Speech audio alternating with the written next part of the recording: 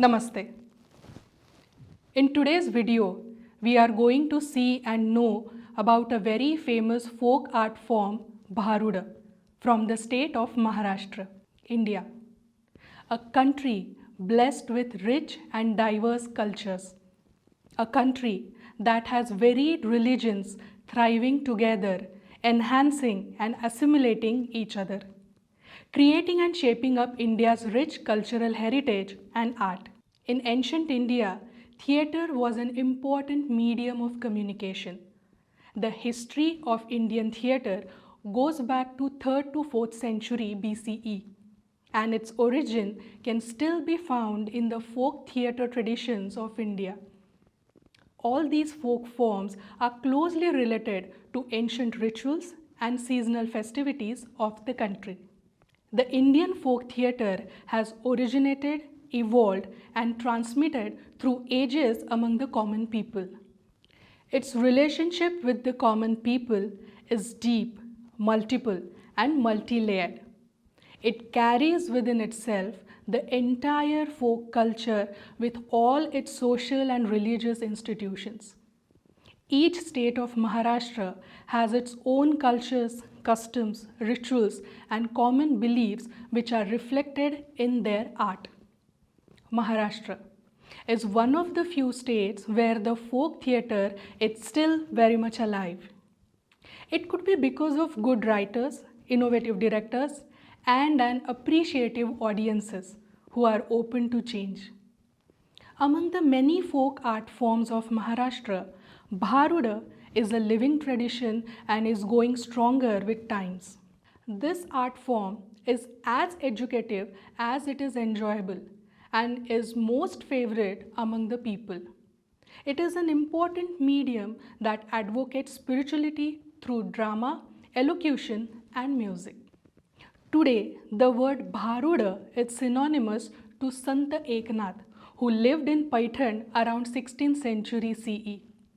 The Bharuda are famously known as Eknathi Bharuda. He wrote around 300 Bharuds on 125 different topics. One may think Sant Eknath was the pioneer of this poetic form. But according to scholars and the available literary references, we can say that Bharuda was prevalent even before Sant Eknath.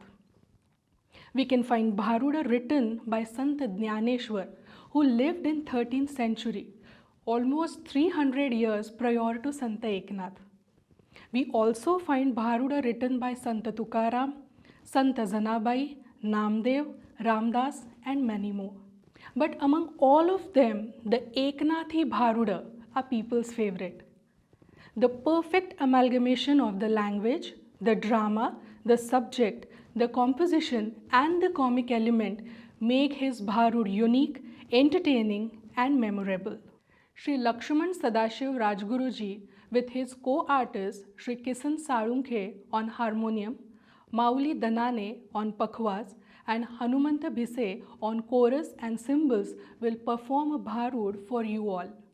Sri Rajguruji belongs to a religious family where the Warkari tradition is followed. He is also himself indulged into the spiritual practices since the age of 10. And he is serving the Bharud practices of Velapur since the past 50 years. He has been awarded with several prestigious awards. Till date, he has performed around 7,000 shows in and around Maharashtra. Rajguruji is a performer as well as a knowledgeable teacher who chooses to perform not only on the traditional themes but also aims at creating social awareness by composing his own Bharuds. So now, Sri Rajguruji will perform a Bharud and with it takes us all to a journey of entertainment and enlightenment. Dhanyavad.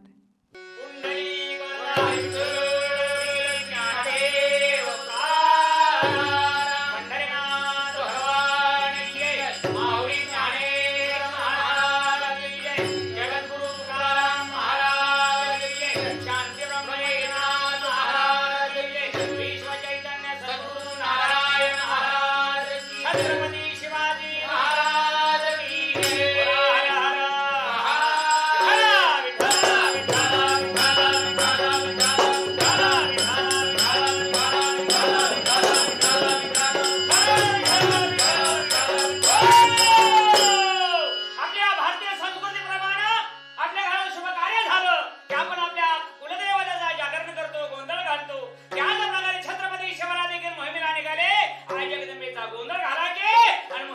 निघायचे बरी फत्ते करून परत यायचे. अरे आमच्या तुकोबाराने सुद्धा गोंधळ घातलाय माझ्या पांडुरंगाच्या रावळामध्ये. तो गोंधळ मी तुमच्याकडे सादर करतोय. हो पेटीवाले सुरुवाला मी तुंतून लावून घेतो पहिलं.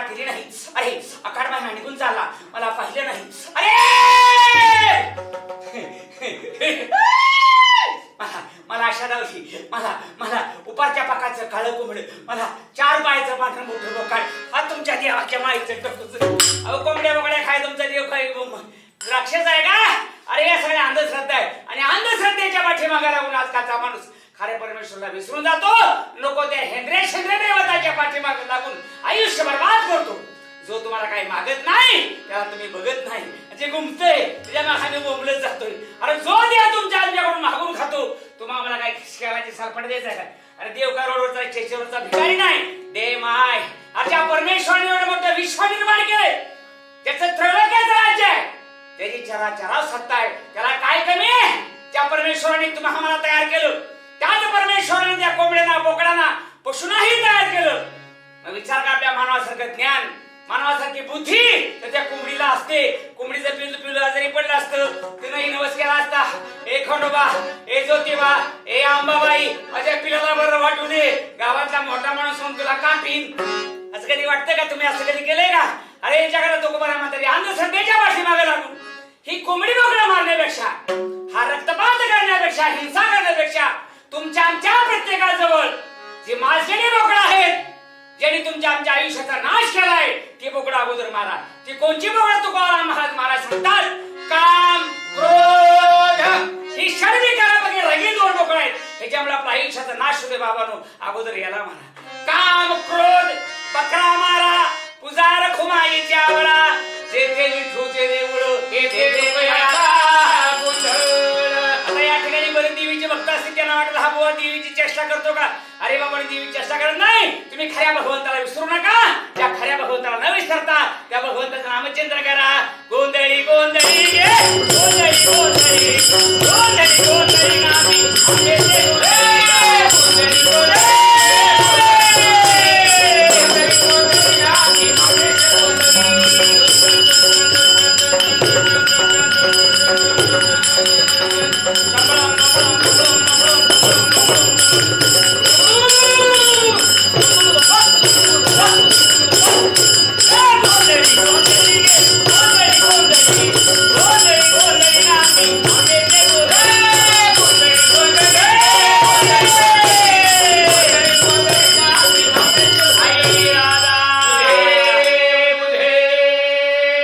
Bharud.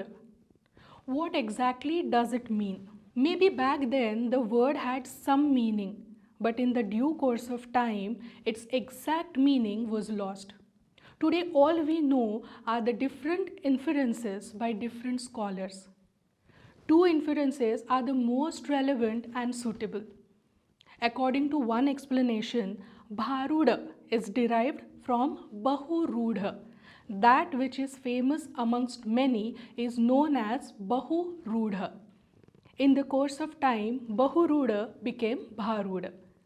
According to the other explanation, it is derived from the word Bahurunda, means a bird with two faces.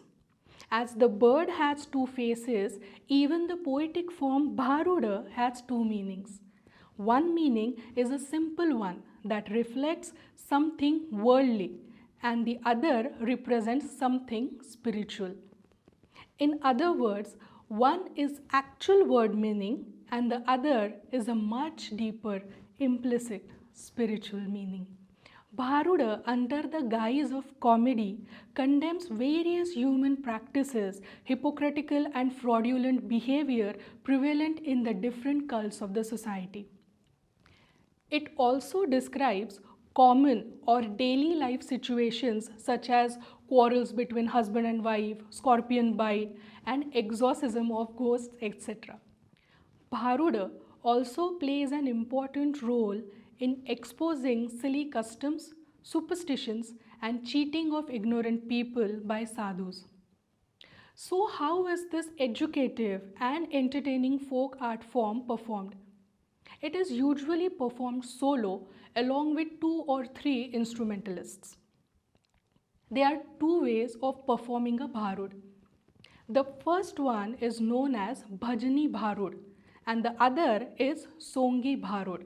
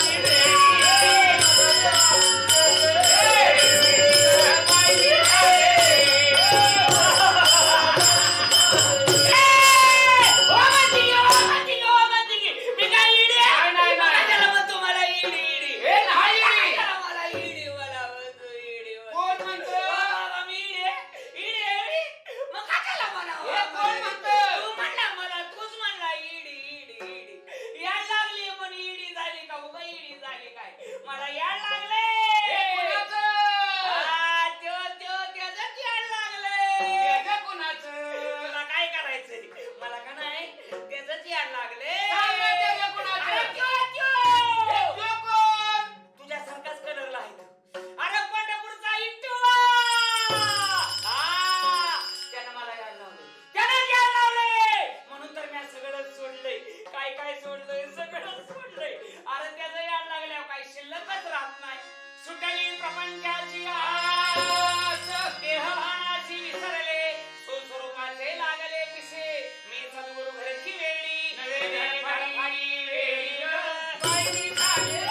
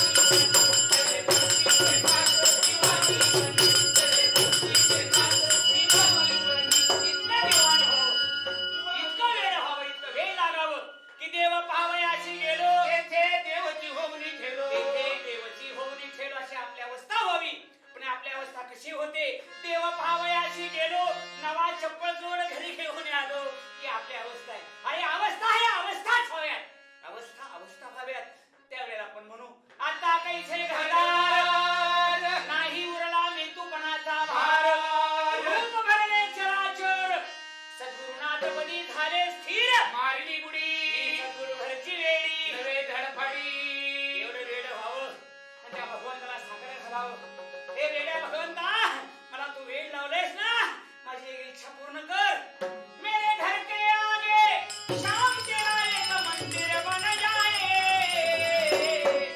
मेरे घर के आगे शाम तेरा एक मंदिर बन जाए जब खिड़की खोलो तो तेरा दर्शन हो जाए जब खिड़की खोलो तो तेरा दर्शन हो जाए जब खिड़की खोलो तो तेरा दर्शन हो जाए खिड़की खोलो तो तेरा दर्शन हो जाए जब होगी आरती तेरी मुझे घंटी सुनाई देगी जब होगी आरती तेरी मुझे घंटी सुनाई देगी मुझे शाम सवेरे तेरी बस सूरत दिखाई देगी मुझे शाम सवेरे तेरी बस सूरत दिखाई देगी जब भजन करे कोई भजन करे कोई वो भी सुन जाए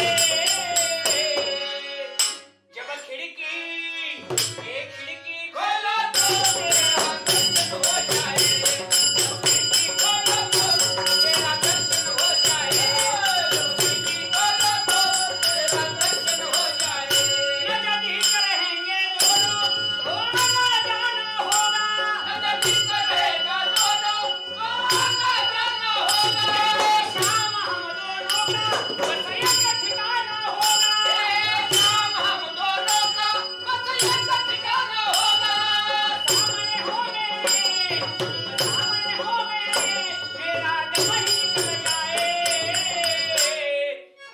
जब खिड़की एक खिड़की खोलो तो तेरा दर्शन हो जाए हरि बोल तो तेरा दर्शन हो जाए खिड़की खोलो तो तेरा दर्शन हो जाए तेरा दर्शन हो जाए तेरा दर्शन हो जाए तेरा दर्शन हो जाए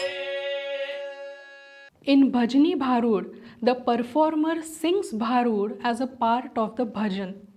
With his unique style of singing, he enriches the performance and tries to entertain his audiences. Whereas in Songi Bharuda, the performer not just merely sings but also dances and acts. Naturally, Songi Bharud is much more effective than the Bhajani Bharud. The performer dresses like a Gondhali or a Vaghya, that is, a male worshipper of Lord Khandoba. Or he dresses like a Vasudeva, that is, a performer having peacock feathers in his cap. Bharuda mostly begins with the praise of Lord Vithoba with a loud cry. The first stanzas of Bharuda describe the material situation, and the later stanzas give a detailed explanation of the theme. It gradually unravels the actual, deeper spiritual meaning. The way audiences connect with the characters of any realistic play, the same way audiences connect with the Bharud performer. The saints of Maharashtra must have deliberately chosen such open, entertaining, and realistic style as they wanted people to understand the religious, scriptural, and spiritual meanings in simple ways. All of them wrote in the regional language, that is Marathi, so that even the poor community like artisans, laborers, traders could understand their teachings. And with this simple way of preaching and storytelling, the saints would gradually lead the common people to perceive and not just see the true beauty of life, taking them from a worldly experience to an experience out of this world, an experience that would transcend them from the mundane to the supreme.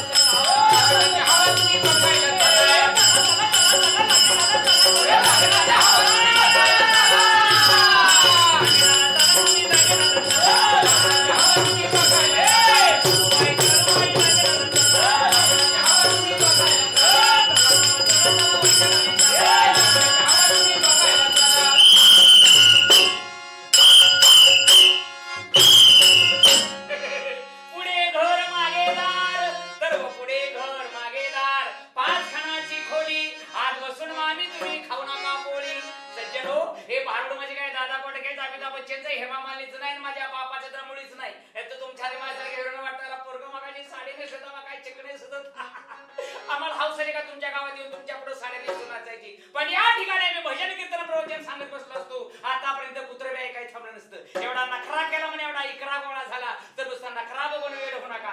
उसडोंगा प्रसन्न हे डोंगा काय गुरुराची वल्ल्या सोची डोंगा सुंग बघून आपल्या फुकट वेळ व्यर्थ घालवू नका. हे नाथांचं भारुड आहे. नाथांचा भारुड लिहिण्याचा एवढा आटा सोडा उद्देश होता की जेणेकरून आजकालचा हा समाज लोकरंजनाच्या माध्यमातून, मनोरंजनाच्या माध्यमातून या पारमार्थिक क्षेत्राने कसा खेचला जाईल, परमार्थिक आवड त्याला कशी निर्माण होईल, योग्य दिशा त्याला कशी मिळेल आणि तो माणूस म्हणून कसा जागा होईल, हे जगात नाथांनी रोग बघून भारूड रूपी औषध तयार केलं. पण आम्ही औषध न घेता बाटलीच बघून खुश होतोय, वरचं लेबल बघून आकर्षित होतोय. आज औषध असं आम्हाला माहित नाही, पण तुम्हाला तुम्ही समजा तुम्हाला खोकला येतोय, खोकल्याचं औषध आणलं घरामध्ये ठेवून दिलं. तुम्हाला जर म्हटलं त्या खोकला भयंकर येतोय ना, 5 वाजेपर्यंत खोकल्याकडे बाटलीकडे बघत बस, थोड्या वेळेमध्ये खोकला थांबेल. असं कधी होईल का?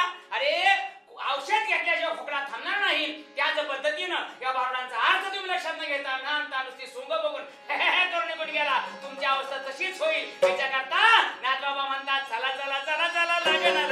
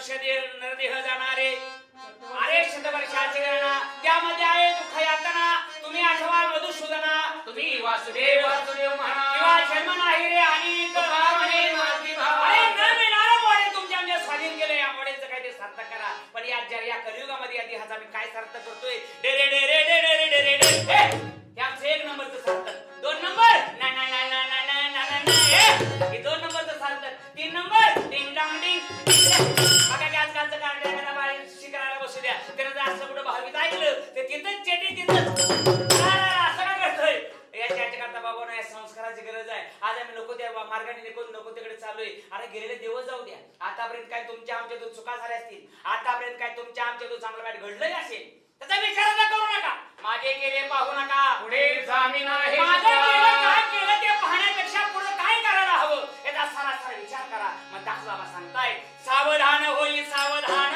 सावधान होई सावधान सावधान होई सावधान सावधान होई सावधान सावधान होई सावधान सावधान होई सावधान सावधान होई सावधान सावधान होई सावधान 10 वर्ष बालपण 10 वर्ष बालपण 20 वर्षात जाईल हे तारुण्य आणि पहिला अभिमान तयाशी न कळे काही 10 वर्षाचं बालपण अल्लडपणामध्ये खेळता खेळता नकळत निघून जातं मग 20 वर्षाचं नवं चैतन्य देहात निर्माण होतं नवरक्त साधत काही करू काय नाही काही करू काय नाही इकडे सर्व का तिकडे सर्व हाव करू का त्याव करू याची चप्पल मारू का बुट मारू नवरक्त असतं चंचल असतं रस्त्यात सरळ चालत नाही एसटी बस मध्ये व्यवस्थित बसत नाही घरी नीट वागत नाही भजन कीर्तनाला चुकून गेला नीट बसत नाही एकदा ह्या घाणेरड्या सवय इंद्रिया लागल्या सवय घाणेरडी लागली सुटणं अवघड आहे माणसाला कुठली सवय लागू द्या मग कोणाला याची सवय लागते त्याला माणसं कळत नाही एसटी चालक कळत नाही समाज कळत नाही मंदिर कळत नाही पवित्र कळत नाही चालू स्वयंपाक सुद्धा कळत नाही आले लक्षात घेते तोच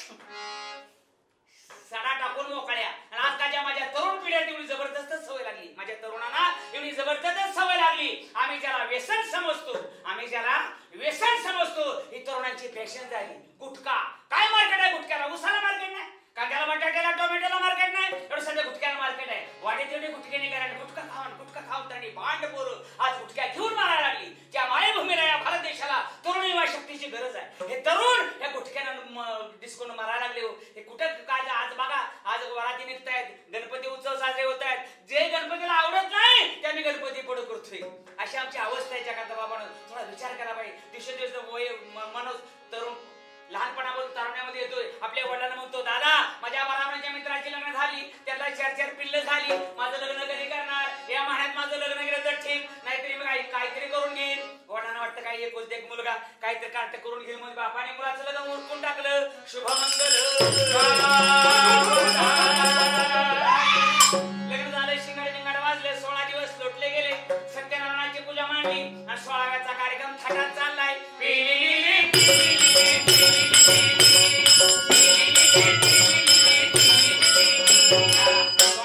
सत्यनारायण झाला देव टाकला आणि काही कालांतराने वार्षिक पाळणा सुरू झाला रामभाव किती काही कालांतर डझन पिल्लं झाली शामळात माशी गुंडला लागला त्या प्रपंचात गुरफडून गेला आई आठवणा बाप आठवणा देव आठवणा धर्म आठवेना आता काय आठवतंय नाका बायका अभंगातून सांगतात लग्नानंतर बाईलेचा झाला दास नकरी असं मातेची 9 महिने ओझे वागवून तिचा उतरीत असे सीन आकडे जैसे गारुड्याचे ऐसा बाईले पुढे नाचे तिला सांगत हित गोष्टी वाटे तया पोटी ऐसा बाईले नेगोविला एका जना धनी वाया आई आपला अक्षरशः लाथाडतो वृद्धाश्रम दाखवतो आणि बायकोच्या पुढे कापूर उदबत्ती लावून जय देव जय देव जय माझे बायको जय माझे बायको तुम्ही नाकाते आम्ही सदा ऐकू जय देव जय राजा देव ऐकू तुझं नाही ऐकू साडी धुवून म्हणलं तरी तयारी नाही तुला का मार खातो का गरमंत्र्याचं ऐकावंच लागतं कारण प्रत्येक पुरुष लग्नानंतर आपल्या बायकोचा गडी असतो बायकोनुसार ऑर्डर सोडायची हो कुठे घेतात का वेळ घरात तुला केनाय छान आहे गॅस संपला का डोळे गेले का सगळं मीच बघावं लागतं की काय अगं आणतो ना आपण कोण आहे गडीच का बाय शंका आहे काय तुम्हाला अहो आपण गडीच आहे ना आपल्या घरी आपण माणूस कामाला ठेवतो आपण आपल्या घरी माणूस कामाला ठेवतो तो आपला कोण असतो गडी असतो तसे आपल्या ह्यांच्या आई बापानी आपल्याला हुंडा म्हणून पैसा मोजलाय म्हणजे आपण ह्यांचं कोण गडी जो हुंडा घेतो तो बायकोचं आयुष्यभर गडी गुलाम म्हणून जगत असतो जो हुंडाच घेत नाही तोच फक्त बायकोचा नवरा होऊ शकतो. मग कोण गडे तुमचं तुम्ही बघून घ्या. मग या गाड्यांचा प्रपंच असा होतो, अरे संसार संसार जसं बशाचं घर, बशावरती जाग्यावर गप करतय धार. संसार संसार एक बशीचं घर आहे. बशा म्हणजे बायका घरात निवांत टिकून, हो झाली नाहीये, पिंट्याला कपडे नाहीये, पिंट्याला पुस्तक नाहीये, जाते बाजारात येतंय, घरी जातंय, तिथं येतं इथं. बशा घरात निवांत टिकून कप सारखं उलट जाडी हडकून शेकंड फटकन वर वर टाइम हाय का टेकायला जागा नॉनस्टॉप. जरी दांडकं फुटलं तरी हिरव्या मिरच्याचा ठेसा भरून ठेवा मोकळा होतो. मग त्या कपाटला सुटका शेवटपर्यंत सुटका नाही. आणि अशा कबशा प्रपंचामध्ये आपण अडकून गेलो की आपल्या आई बापाला विसरून जातो. मग ज्या मूर्खाला जन्म देते आई बापाची आठवण राहत नाही, तिथं माझ्या भगवंताची आठवण राहणं अशाला शक्य नाही. कारण दिवसेंदिवसा प्रपंचा व्याप तापडतो, वय वाढत असतं, आयुष्य कमी होत असतं. आणि वय झाले 30 होय बरं ती वय झाले 40 वर्ष झाली, डोळा 40 आली, नेत्राची फुलगडली, मग तयाला चालताना काही न दिसे. 40 वर्ष झाली, 40 डोळ्याला चष्मा लागला.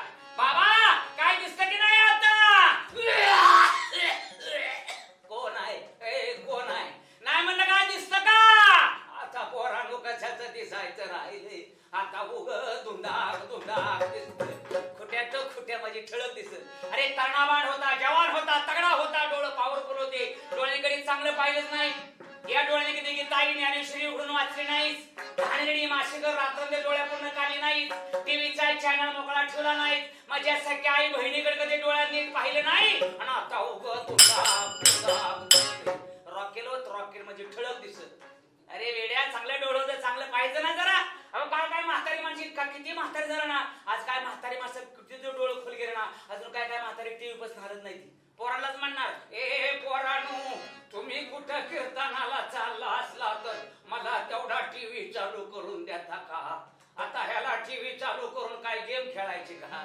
अरे येड्या, आणि एवढे जर त्या चेहऱ्यात लागली टीव्ही मध्ये ते मध्येच म्हणणार, अरे ही कुंची रे ही कुंची, ही तुझी मागची. डांगऱ्या, अरे डोळं खोल गेलं, मरायला लागला तर तुला आठवण राहत नाही. अरे ज्याच्या करता तुला जन्माला घातलं त्याला तू विसराय नको ते भांगडी करत बसलाय. अरे 40 वर्षाची फडकड अशी घालवलीस आणि वय झाले 50. अरे 50ची काय सांगू फजली, काळे केस पांढरे होती, तोंडात दंत बंगती हलू लागती, कयाला म्हातार पण म्हणती. 50 झाली, 50 काय केस पांढरी झाली, तोंडाचं बोळकं जाऊन. काय बाबा कसं काय पोटा पाण्याचं काय चावतं की नाही आता?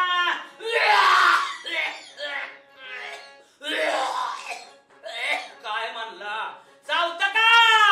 आता पोरांनो चेष्टा करता का? आमचं कशाचं चावायचं राहिले.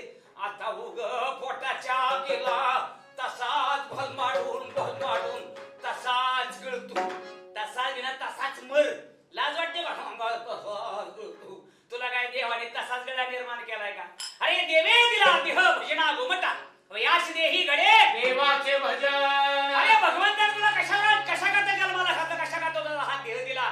अरे नाही तरी काय थोडी स्वान सुकुरे बापुडे. तुमच्या आमच्या अगोदर या मानव सृष्टीच्या अगोदर भगवंताने भूचर जलचर वनचर केचर ही उत्पत्ती केली. कुत्र देखील तुमच्या आमच्या अगोदरचं प्रोडक्शन आहे. कुत्र हे तुमच्या आमच्या अगोदरचं प्रोडक्शन आहे. मग तुम्ही सांगा त्या कुत्र्याला असं कधी कळतं का ही महादेवाची पिंड आहे, आपण इथं कसा अभिषेक करावा? कळतं का कुणाला? कुत्र्याला कळतं का कुणाला? कुत्र्याला. ज्ञानेश्वरी वाचावी कळती का कुणाला? कुत्र्याला. पंढरीची वारी करावी कळती का कुणाला? कुत्र्याला. हे कुत्र्याला काय कळत नाही, मग देवाला दुःख झालं. अरे अरे अरे फेल प्रोडक्शन, चुकीचं उत्पादन काढलं. देवाच्या लक्षात आलं आणि देवाने ठरवलं जो आपल्याला जाणेल, जो आपल्याला ओळखेल, जो आपल्याला समजून घेईल अशी काही नवीन आवृत्ती आपण तयार करावी. हा विचार करून परमेश्वराने विचारांती हे मॉडेल तयार केलं, मानव सृष्टी. पण मानवाला तयार करून देवाला वाटलं, मानवाला तयार करून देवाने शंका आली, अरे हे पण देवासारखंच वागतं की काय? कुणासारखं? कुत्र्यासारखं. तशी वागू नये म्हणून भगवंतानी या मानवाच्या देहावयामध्ये थोडस ज्ञान घातले, अक्कल घातली, बुद्धी दिली, इंद्रिय हात पाय कान डोळे मुख बोला या वचन. अरे तू जोडशी नारायण माझे जोगवान भवलो. अरे सगळं काय दिलं, अक्कल हात पाय तोंड सगळं काय दिलं, व्यवस्थित मॉडेल तयार केलं. म्हणून तू आता तरी देवाच्या नादाला लागशील. म्हणजे सगळं काय दिलं तरी म्हणतो आता कशाचं या तोंडाने चाले तोंड चांगले चावला नाही, या तोंडाने कधी भगवंताचं चिंतन केलं नाही, या तोंडाने गुटखा मावाशिवाय चागलं नाही, हाडकाशिवाय काय फोडलं नाही, या तोंडाने कधी देवाचं नाम चिंतन केलंच नाही वेड्या, गुटख्या मावाशिवाय चागला नाही, हाडकाशिवाय काय फोडलं नाही, आणि आता म्हणतो कशाचं तसाच गिळतो, तसाच गिळत एखाद्या बोकडात हडकून मर. राक्षसी अवलाद, अरे 50 वर्ष घालवलीस आणि वय झाले 60, बुद्धी नाटी आली हातामध्ये काठी, वस वस करून लागे पाठी, मग हाती लावती भोवतीची 60 वर झाली, बुद्धी भ्रष्ट झाली, हातामध्ये काठी आली, शिबोड गलती रागाती, डोळ्याला चिपड, इकडून काय बाता बाता बाता झालेलं काय कळना. म्हणते आता कशाचं लपा पोरांनो, आमचं पिकलं पान एका दिवशी पुटकीन गळून जायचं. तर बाबांनो अरे येड्या, हात चांगलं होतं, पाय चांगलं होतं, तोंड चांगलं होतं, सर्व साधनं चांगली होती, तोपर्यंत माणसाला काय वाटतंय, अरे परमार्थ परमार्थ वारी वारी कधी करायचं, म्हातारपणी.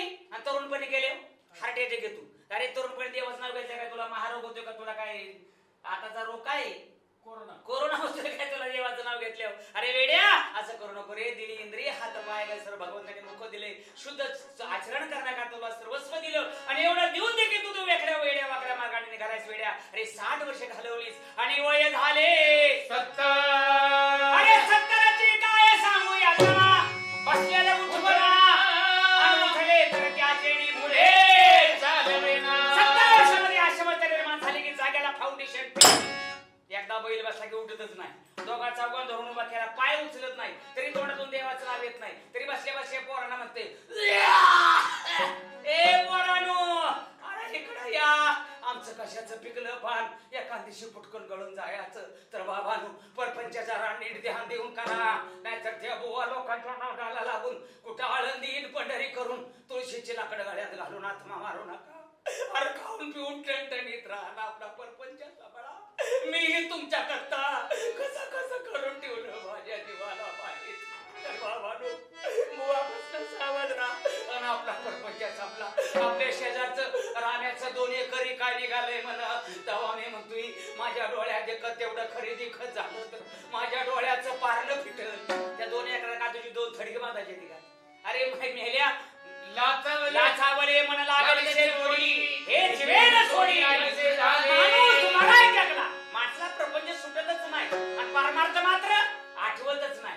तुझी दाढी जळू दे, तुझी दाढी जळू दे, पण माझी बिडी पिटू दे. अशी लोक तयार झाली. 4-5 म्हातारी माणसं थंडीमध्ये बिड्यावर कट्ट्यावर बसली. एका म्हातारी बिडी तोंडामध्ये पकडली, काडी ओढली, थंडीमुळे हात तर कापड बिडीवर आणि दाढीलाच काढी. ही दाढी लागली भरपूर चालायला, त्याला तर पडायला. शेजारचं म्हातार बघते म्हातार, राम्या थांबी जाऊ नको, येऊ नको, माझी पिढी तरी पेटवून घेऊ. अरे याचा जीव चालला ना. तशी या जगात सख्खे भाव जरी असले, माता तुझं घर जळू दे पण माझं वांग भाजू दे. सकाळच्या लोकांना कधी परमात करणार, कधी माझ्या भगवंताविषयी अंतःकरणामध्ये भक्तीचा ओलावा तयार होणार. नको ते घाणेरडे कृत्य करता करता आयुष्य असंच फुकट घालवलं आणि वय झाले 80. 4-20 मिळून 80 अशी झाली दशा दिवसे दिवशी. पुढे दिला पुढचे वय झाले 90 वय झाली. बालकणीचं तिकीट मिळायची वेळ आली तरी मुखातून भगवत चिंतन नाही. वय झाले 90, आता म्हणतो राही ना मला कशाची शुद्ध.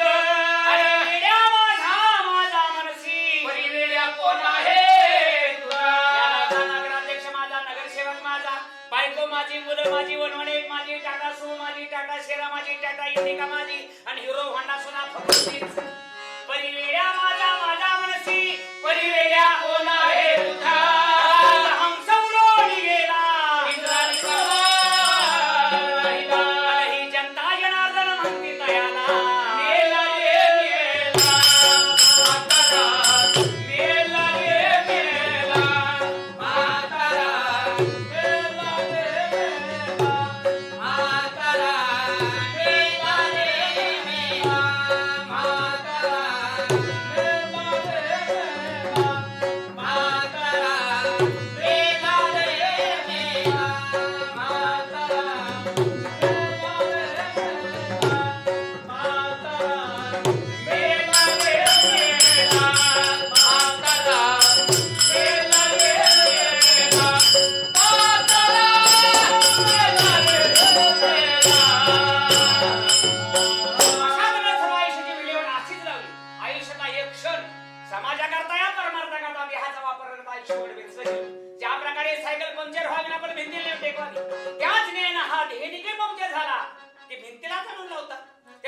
म्हाताऱ्याचं प्रेत घराच्या बाहेर आणलं, भिंती लावलं. सगळे श्रेष्ठ मित्र बायका बोलतायत, बोंबलतायत. म्हातारा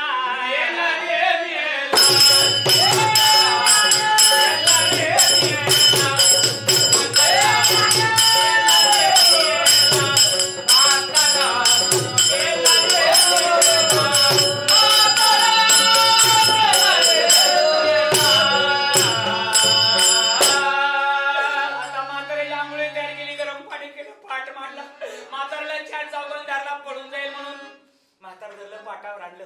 आंघोळ घालायला सुरुवात झाली. आंघोळ घालताना म्हातारी चार मुलांना घेऊन रडत असते. रडत रडत म्हातारी मुलांना सांगत असते, हे माझ्या बाबाने त्याने आवाज समोर धावून चालला, त्याला का बघावलं नाही, पण माझ्या बाबानो माझं तेवढं ऐकून घ्या. त्यांच्या हातातल्या अंगठ्या गळ्यात लॉकेट तेवढं काढून घ्या.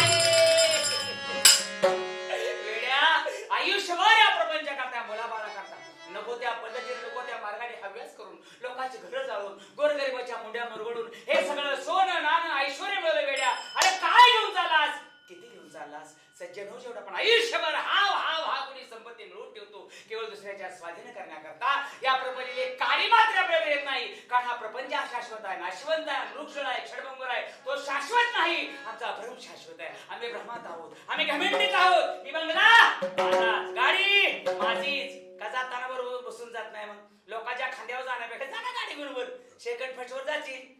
अरे वेड्या, अशातून आयुष्याची आपण बर्बादी करतोय. आज आपण आज या महामारीमध्ये कितीतरी माणसं, अरे वंशा घरामध्ये वारच राहिला नाही, आणखी कुटुंब संपले. हो, याच्याकरता आपण विचार करा, आपण योग्य मार्गावर आहोत की अयोग्य मार्गावर आहोत, याचे आपण चिंतन केलं पाहिजे, आत्मपद चिंतन केलं पाहिजे. अशा तऱ्हेने म्हाताऱ्याची आंघोळ घातली, आंघोळ घातली, म्हाताऱ्याची वरात पॅक केली, सुतळीनं वर खाली गुलाल टाकला, वरात उचलली आणि स्मशान भूमीकडे निघाली. म्हातारा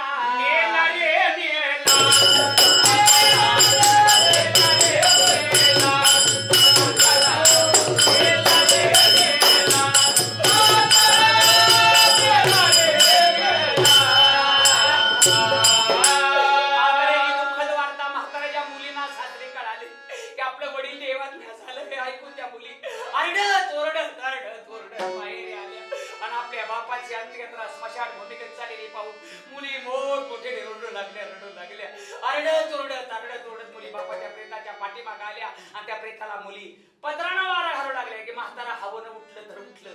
पोरगी वारा घालून म्हणते, दादा असं कसं झालंय, एवढी कशाची गडबड झाली होती? पप्पा, या बालीनं मला चांगली साडी घेतो म्हटला होता, दिवाळीला आल्यावर त्यांना पण अंगठी करतो म्हटला होता, आणि सगळं ठेवून कसा चालला? बाबा, तुमच्या वाटणीचं मला का नेलं नाही? पिंकी उंदराचं औषध आहे. आता मात्र काय पिक्चर बघायला चाललाय? त्याच्या वाटणीच्या मला का नेलं नाही? तुला बी नव्हती तुझी पाहिली बोलली लगेच लिहू. अरे जन हे सुखाचे दिल्या घेतल्याचे अंतकाळीचे नाही कोणी. भाऊ बहीण मुलं बाळ बायका पोरं हे कुठपर्यंत? फक्त स्मशानभूमीपर्यंतच. तिथून पुढं कोण नाही याच्याकरता. बाबा थोडा विचार करा. दास बाबा सांगतात, अरे सांगून अशा तर म्हाताऱ्याच्या अंत्ययात्रा नेऊन टेकवली, लाकडं रचली, होती, काडी लावली, जाळ झाल्याबरोबर ताटीचा बाबू वाजला. रामभाऊ फुटलं काढा बघून संपलं वेड्या. तुला जाळून मातीला मिळून मोकळी झाली. आता कोण तुझा विचार करतो? कोणीच कोणाचा विचार करण्यासाठी मोकळा नाही, आणि विचार करण्यासाठी आपण काय छत्रपती शिवाजी महाराज नाही, आपण काय ज्ञानोबा तुकोबा नाही. आपली पुण्यतिथी जयंती मागे साजरे व्हायला आपल्या पोराने आपला दावा केला तरी पुष्कळ. एवढी आपली लायकी. याच्याकरता आपुली आपण करा सोडवून संसार बंधन तोडावे. संसार सोडू नका. संसार तर तुम्ही आम्हाला केलाच पाहिजे, करायला हवा, करावा. पण या संसारामध्ये आपली भूमिका अशी असू द्या, संसारी असावे, भजन करावे, प्रपंचातून भगवंताला आपलंसं करून घ्या. आपला तो देव करून घ्यावा. आपण किती मोठे जागीरदार झालो, टाटा बिर्लाचे जावई झालो, अंबानीचे युवाई झालो, तरी भगवंताशिवाय पर्याय नाही. तुका म्हणे तुला सोडविना कोणी, एका चक्रपाणी वाचोनी. तुम्हा आम्हाला सर्वस्व दिलं, तोच परमात्मा येतो. तुम्हाला नक्की सोडल्याशिवाय राहणार नाही. बाप्पाला पण त्यांना विसरू नका, त्यांना विसरूच नका म्हणतात बाबा सांगतात. सांगून गेले गुरुदास, आता तरी तुम्ही सोडा संसार प्रपंचाच्या, करुणी सद्गुरूंची कास भजन करा रात्री. तुम्हाला नक्की वाटेल झालं वाटतं बाहेरून चला असं म्हणून कुणीच आम्ही शेती मारल्याशिवाय सुद्धा फाउंडेशन हलवायचं नाही. ज्या नियमाप्रमाणे आपण सांगितलं का नियमाप्रमाणे त्याच्या करता आलो त्या माऊलीचं चिंतन मोठ्या प्रेमाने करा. ज्ञानोबा माऊली तुकाराम, ज्ञानोबा माऊली तुकाराम, ज्ञानोबा माऊली तुकाराम, ज्ञानोबा माऊली तुकाराम, ज्ञानोबा, ज्ञानोबा, ज्ञानोबा, ज्ञानोबा, ज्ञानोबा माऊली तुकाराम, ज्ञानोबा, ज्ञानोबा,